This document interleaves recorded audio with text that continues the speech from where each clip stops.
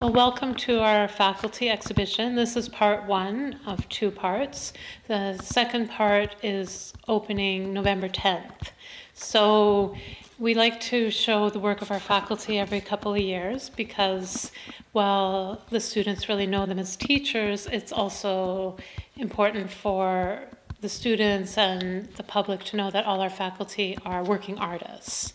So most of them spend as much time or more time on their own work as teaching.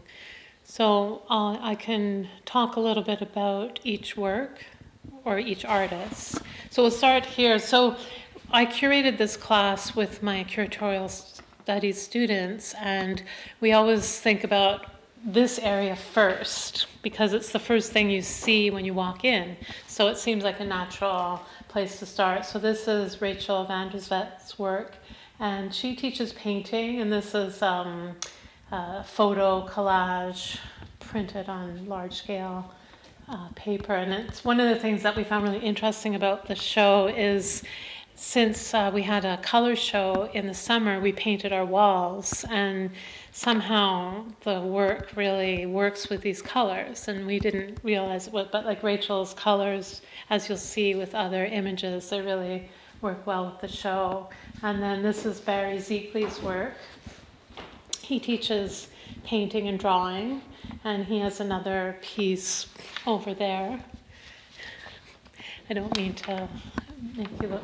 So Barry's work is influenced a lot by nature and sort of random picking up of elements of nature and having close observation of nature. And I was looking at these with my students, and the more you look at them, the more you could see like actual images of like there's birds in all of the paintings. So they really play nicely between being, abstract and representational.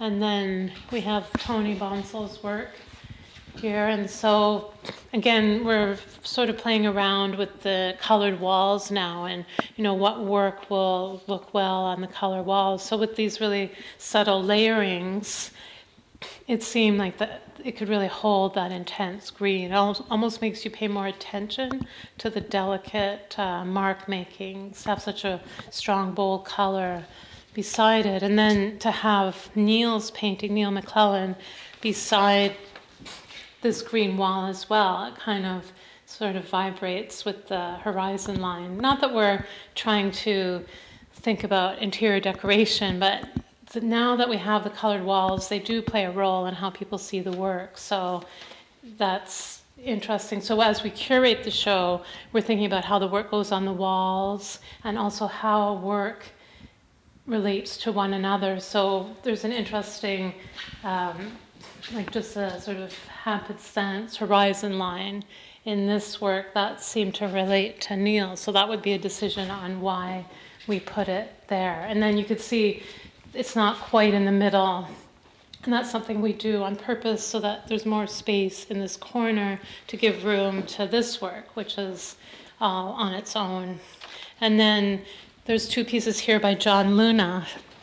And John Luna actually sent someone in ahead of time on a reconnaissance mission to make sure that the works looked okay on the color wall. Because I emailed and said, your work is going to be quite different, but I think it looks really good. So on the colored wall, what happens is the orange actually becomes part of the painting. It's like the negative space in the painting. I think it really activates the work quite nicely.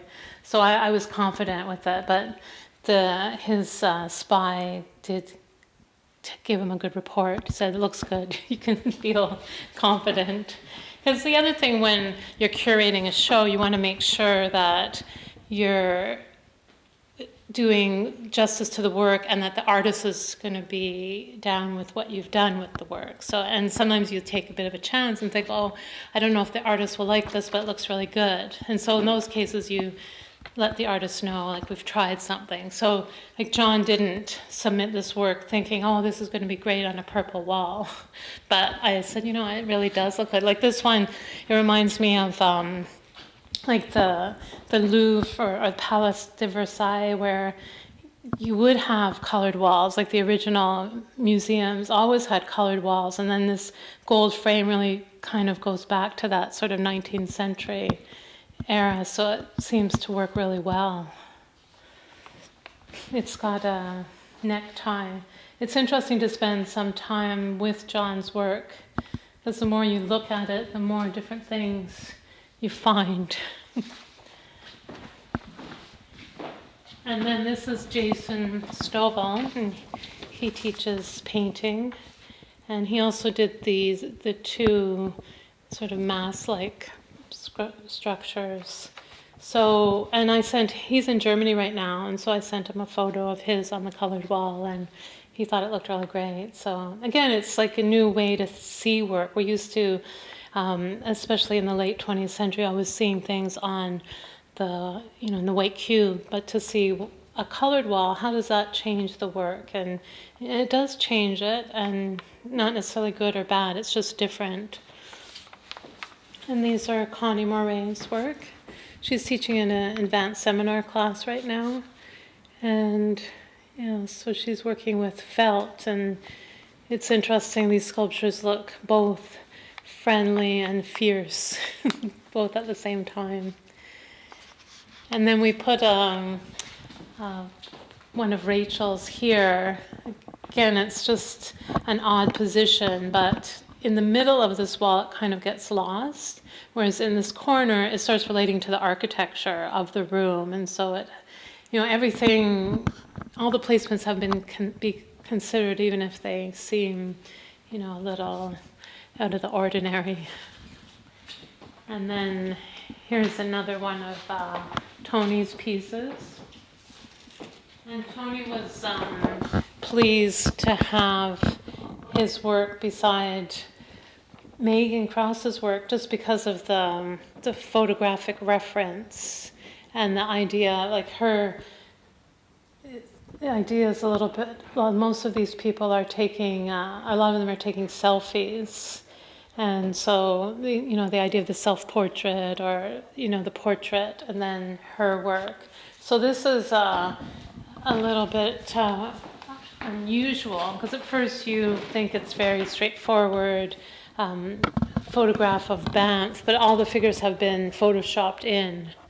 And then, like, if you start looking at them, there's this guy, he appears quite a few times.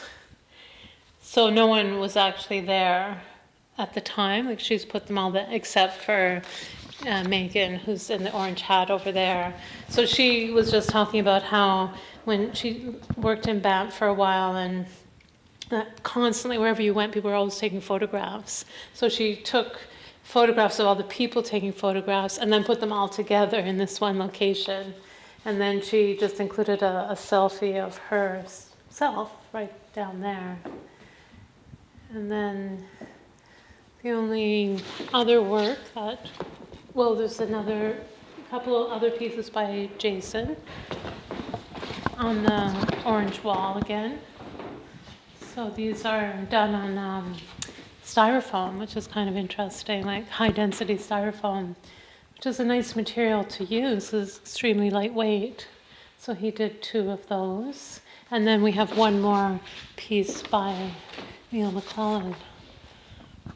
So it was the first show that the curatorial studies students curated, and they kept remarking on that it was such a pleasure to curate a show with really good work.